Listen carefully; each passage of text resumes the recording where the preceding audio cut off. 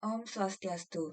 Perkenalkan, nama saya Yugustia Kusuma Dewi dengan NIM 220555172. Pada video sebelumnya saya sudah menjelaskan mengenai apa itu replikasi dan juga mengenai replikasi satu arah antara master dan slave. Nah, pada video kali ini saya akan melanjutkannya dengan replikasi master to master. Replikasi dua arah di mana kedua server tersebut, master itu bisa melakukan read dan write. Gitu. Berbeda dengan master dan slave di mana cuma hanya master yang dapat memodifikasi dan juga mengirimkan ke slave, tapi slave hanya bisa membaca, dia nggak bisa mengirimkan modifikasi atau perubahan ke master. Gitu. Nah, tahapannya juga cukup sama seperti master dan slave tadi. Jadi mungkin saya akan ulang sedikit dari awal. Oke, yang pertama, pastikan kalau kita udah turn off Windows Firewall-nya. Di sini, di search kita bisa langsung Windows Defender Firewall. Terus kita matikan di sini. Turn Windows Defender Firewall on or off. Jadi kita bisa pilih keduanya. Saya udah turn off keduanya ya sebelum ini, di video sebelumnya. Gitu. Terus di VirtualBox juga sama, tapi sini udah saya matikan sih. Mungkin saya skip dari sana. Setelah turn off, kita periksa IP address master slave untuk konfigurasi nanti. Sini, mungkin kalau kalian nonton video yang pertama masih ingat ya. Tapi saya cek aja lagi, npconfig buat yang di VirtualBox itu adalah 192.168.56.101. Ini sebaiknya dicatat ya. Karena kita akan menggunakan alamat IP itu nanti. Oke. Terus yang ke sini, yang asli, copy config juga. Nah, karena kita menggunakan ini ya, VirtualBox di sini, sebelumnya mungkin saya lupa nunjukin settings. Kita cek dulu settingsnya di network. Nah, attached to itu kita usahakan host only adapter. Sebelumnya saya udah nyoba-nyoba ya. Saya udah nyoba-nyoba pakai NAT sama branch adapter dan ternyata nggak bisa menghubungin. Dia bisa menghubungin dari master ke slave. Cuman dia nggak bisa dari master ke master. Kayak gitu. Jadi kita ubah dulu ke host only adapter. Oke. Nah, karena kita pakai itu, jadi buat di laptop yang asli, kita pakai yang Ethernet Adapter VirtualBox Host Only Network. Di mana IP version 4-nya itu 192.168.561. Kita pakai yang itu, bukan pakai yang kalau misalkan kalian connect ke WiFi ya, IP address yang ini. Kita nggak pakai yang ini. Kita pakainya yang di VirtualBox. Jadi kita catat 192.168.561 ke sini. Oke, kita udah ngecek IP-nya. Sekarang kita cek my ininya. Sama seperti sebelumnya. Cuma perbedaannya cuma ada di slave-nya itu nanti. Sini kita buka dulu yang di PC yang pertama. Kita ke XM, MySQL, kita ke bin. Terus kita cek namanya my. Biasanya namanya my ini atau di Linux punya nama yang beda lagi, myCNF ya kalau nggak salah. Itu saya agak-agaknya lupa. Nah, sini kan udah ditulis ya di awal di video yang pertama. Kita nambahin di MySQL itu di bawahnya kita tambahin 1, 2, 3, 4, 5, 6. Nah, baris ini. Mungkin saya akan jelaskan lagi di waktu kita nge-set di slave-nya. Oke. Pastikan juga server ID-nya sama dengan 1 untuk yang pertama. Bebas sih 1 atau berapa, yang penting angkanya itu di antara 1 sampai 2 pangkat 32 dikurangi 1. Gitu. Yang penting beda aja. Sama log base name-nya. Karena nanti di slave, bukan di slave lagi namanya, maaf. Di master yang lagi 1, yang di VirtualBox itu juga akan pakai log bin. Jadi pastikan log base name-nya namanya beda. Oke. Terus kita cek juga apakah ada skip networking. Ini kan ada di komen ya. Byte address-nya juga udah di komen. Terus kalau misalkan ada namanya server ID lagi, jadi komen berarti aman. Oke, kita save. Sedangkan kita udah mengubah di sini. Di sini kan saya udah pakai yang sebelumnya ya. Jadi nggak ada perubahan lagi. Tutup. Nah, kayak gini close juga. Terus yang di sini. Kita lakukan hal yang sama. Kita buka filenya. File Explorer-nya kita masuk ke My. Nah, disinilah kita lakukan perubahan. Di sini MySQLD-nya kita samakan dengan My yang tadi, My yang di PC pertama. Nah, jadi yang pertama, login itu sama dengan MySQL bin. Nah, server ID sama dengan 2, itu kita biarin aja karena udah beda ya, sebelumnya server ID-nya 1. Lanjut, base name. Itu sama dengan master 2. Tadi master 1, sekarang master 2 log base name-nya. Oke. Bin log format. Sama dengan next. Terus InnoDB flush log at trx commit sama dengan 1. Terus yang terakhir sync binlog sama dengan 1. Nah, nggak saya jelaskan secara singkat aja karena sebelumnya saya sudah menjelaskan. Untuk logbin itu berarti kita memberikan enable binary logging. Kita ngasih biar dia melakukan binary logging. Itu hal yang paling krusial dalam application. Kalau misalkan nggak ada binary log, dia nggak akan bisa melakukan aplikasi. Karena mereka akan saling nge-read binary lognya masing-masing gitu ya. Terus server ID dari servernya harus beda. Ini yang tadi 1, sekarang 2. Terus yang ketiga ada log with name. Itu set ke master 2. Nama dari lognya apa gitu. Kalau misalkan kita nggak ngasih, secara default bakal mengikuti nama hostnya. Jadi kalau misalkan ada perubahan pada nama host tuh biasanya akan jadi masalah gitu. Jadi usahakan untuk di set dulu namanya. Terus ini ada binlog format. Bagaimana format dari log yang binary log yang kita mau.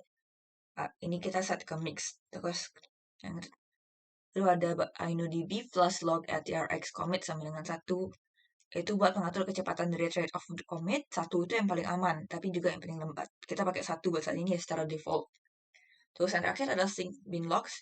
Sinkronisasi binary lognya itu kita mengatur sinkronisasinya ke disk setelah n binary log commit group. Setelah berapa n gitu. Kita set ke 1. Oke. Lalu kita lanjut lagi, kita cek lagi ya. Skip networking sama bind address itu aktif atau enggak. Bind addressnya di komen. Skip networking juga di komen. Oke, mungkin di video sebelumnya saya udah jelasin, tapi di sini saya jelasin aja lagi. Bind address itu nggak boleh sama skip networking kalau misalnya kita melakukan application. Untuk skip networking itu, nanti servernya bakal membatasi koneksi hanya ke localhost saja. Dan juga menghalangi segala remote sleeve untuk terhubung gitu ya, ke skip networking. Bind address juga sama. Nanti jika di set ini, bind addressnya kita ulangin komennya, nanti server hanya mencari koneksi TCP IP itu hanya ke localhost saja atau 127.0.0.1 gitu. Kita juga set. Nah, kita juga cek apakah server ID-nya nggak di komen. Nah, ini dari komen ya, berarti aman. Kita save dulu. Oke, udah ya. Tutup. Sini karena saya udah nge-start, kita stop lagi. Start lagi. Oke. Itu untuk konfigurasi main. Jadi kurang lebih sama ya, cuma bedanya di sini kita nge-set juga bersama kayak master. Karena emang master ya, master to master. Gitu. Oke. Sekarang kita bakal lanjut ke eksekusinya. Eksekusi aplikasi master to master di SQL melalui command prompt. Ini udah dimulai. Langsung aja aktifkan di sini. XM MySQL bin MySQL nah, oke. Di sini udah kesambung, sini sekarang. Ini kan tadi udah di on-in ya. Oke, lanjut lagi.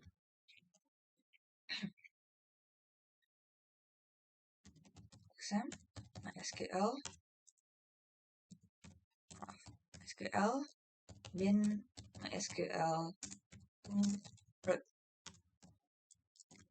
Nah, dia connect juga. Sekarang kita lakukan konfigurasinya, eksekusinya. Kita mulai dari master yang ini. Kita lakukan create application slave on. Kita lakukan sesuai sama seperti master to slave sebelumnya ya, pada video sebelumnya. Tuh, namanya kita kasih master 1 aja ya. Add. Kita kasih IP address dari sini. Kalau misalkan pakai tanda persen juga boleh. Jadi IP-nya 192.168.56.101. Gitu. Identify by master 1. Oke, kita memberikan akses application slave on suku database-nya nanti yang setelah aplikasi itu to namanya master 1 add ini add itu di hostnya sekian 192.168.56.101 sesuai dengan yang di sini ya. Identified by master 1. Kita eksekusi. Oke, aman ya. Kita Selanjutnya flush privilege flush tables with lock. Oke, bisa jelaskan lagi. Flush itu untuk membersihkan atau reload internal change. Lalu untuk flush privilege itu kita akan mereload privilege yang ada di tabel privilege pada database MySQL. Dan untuk flush table with read lock itu kita akan menutup semua tabel yang bersifat open. Jadi kita hanya bisa melakukan select aja buat saat ini. Tuh, kita lanjut aja. Bukan. So, master status. Ini master statusnya. Nama filenya, nama posisinya ini. Ini status dari bin lognya. Nanti yang akan, jadi kita bakal kasih tahu gitu loh ke slave. Kamu bisa mulai lihat lognya dari sini loh, gitu. Jadi kita lanjut aja dari, buat saat ini namanya slave sih. Karena kita masih nge-setting satu arah gitu. Tapi karena niatnya kita semua master, nanti yang ini juga bakal melakukan hal yang sama dengan PC ini. Gitu. Jadi kita lanjut aja. Change master to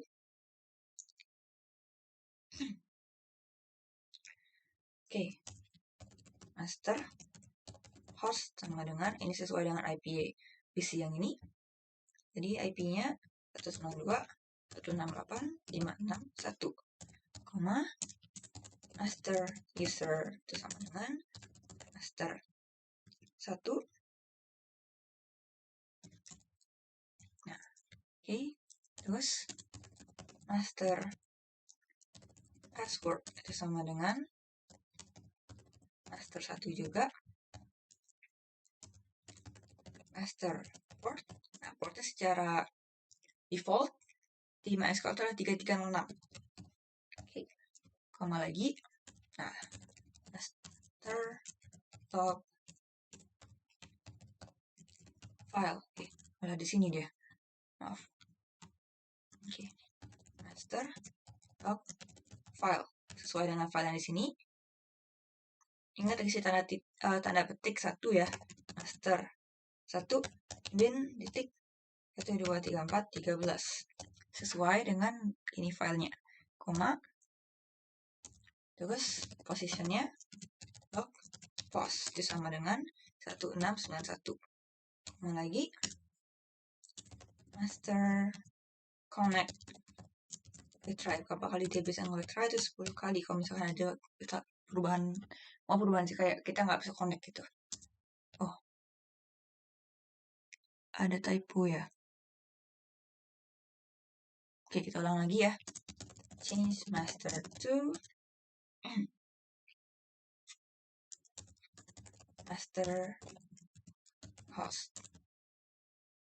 itu sama dengan IP-nya 192.168.561, koma, master user sama dengan master 1, jangan lupa gininya, tanda petiknya, master password sama dengan master 1, koma lagi, master port itu sama dengan 3306, koma, master log file itu sesuai lognya. Mungkin karena di sini ada perubahan gitu ya, kita nggak tahu. Kita coba aja show flash log aja ya. Oke. Nah, ini udah berubah filenya. Log file. Di sini kita sama dengannya kelupaan. Sama dengan master 1 bin titik 1234 14, koma lagi master log post itu sama dengan 389, koma lagi master connect retry itu sama dengan 10. Oke, kita coba lagi. Nah, udah oke ya query-nya. Kita coba start slave.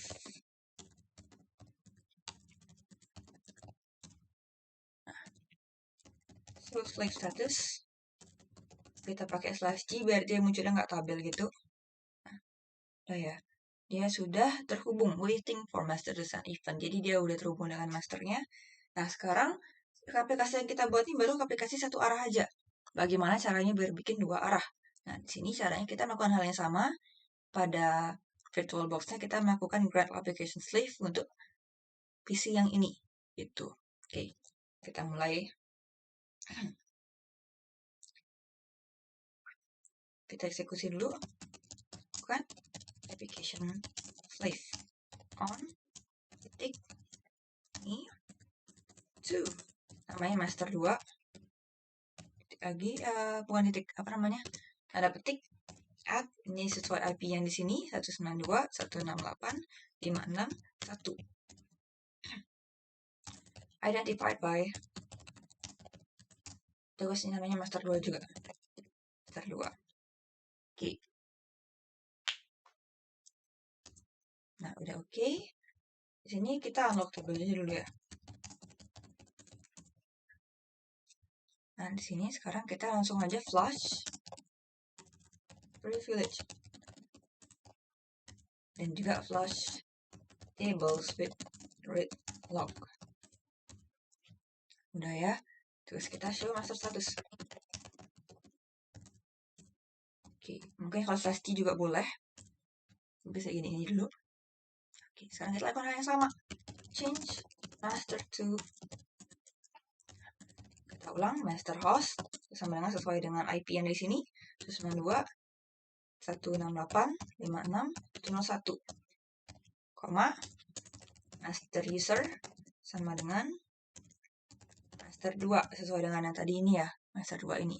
Oke, koma lagi master password kita samakan tadi master 2, koma lagi master port.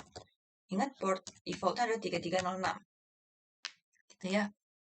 Koma lagi, terus kita baru set master log file. Dia bisa ngerit lognya dari file mana, di posisi mana, gitu ya. Master log file ini. Sama dengan, ada petik lagi, master 2, bin, titik 12345 7. Oke, ada 7 ya. Koma, master log position. Post gitu ya, disingkatnya 668. Koma, kita set master connection. Connection retry sama dengan 10. Maaf. Nah, titik koma.